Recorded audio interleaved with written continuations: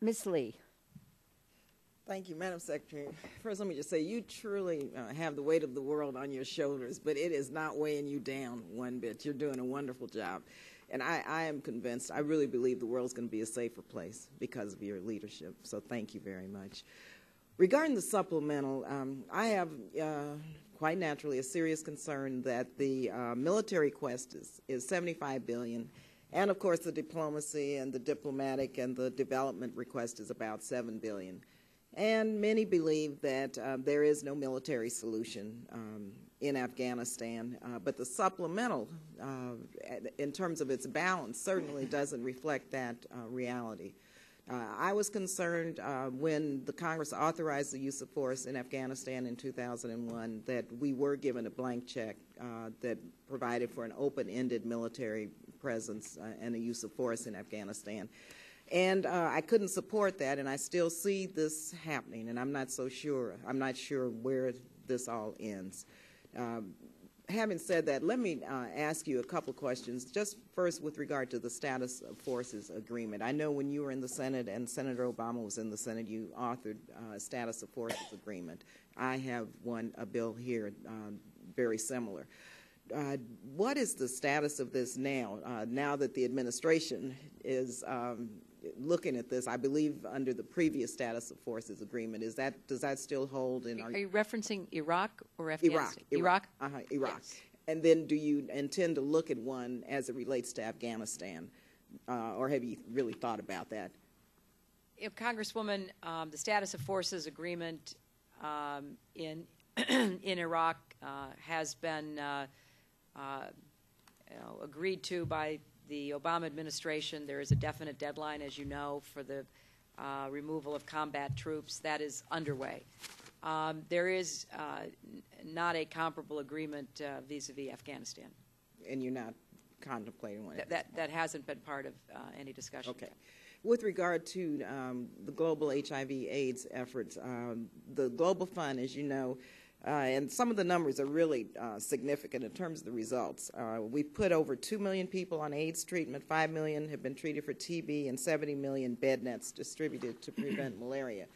And I believe this year the anticipated contribution is about 900 million, but I think it would have to be significantly increased if we expect to fully fund the anticipated grants and really meet the dramatic increase anticipated demand.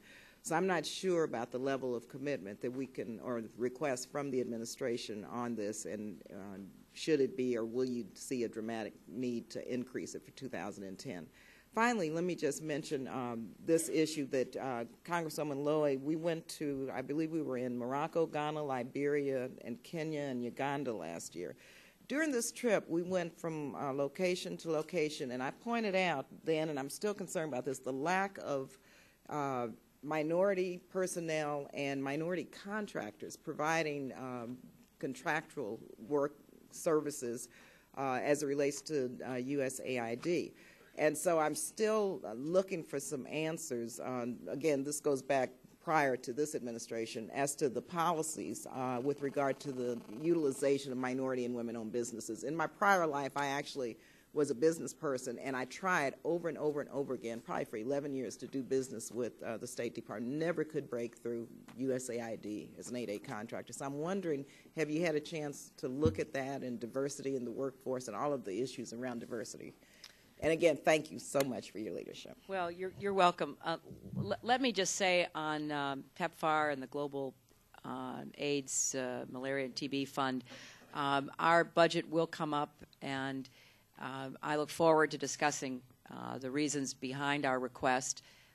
We believe that what we're asking for will be adequate given what's in the pipeline, and it kind of goes back to this problem of getting the money out and getting it where it needs. I mean, we just have to streamline this. We're really not doing ourselves or our taxpayers a service when we spend all this time, working on our proposals to you, and then you spend so much time reviewing them and coming up with what the congressional response is, and then it just sits there. So we've got to kind of get on top of this. I take our commitment to diversity very, very seriously, and I will continue to emphasize the importance of us reflecting the country that we proudly represent. We've made some progress over the last several years. There's a wonderful program that is named for my friend Charlie Rangel that places young people in internships in the State Department. But we still have work to do. The whole contracting issue about USAID is one that we've got to explore together.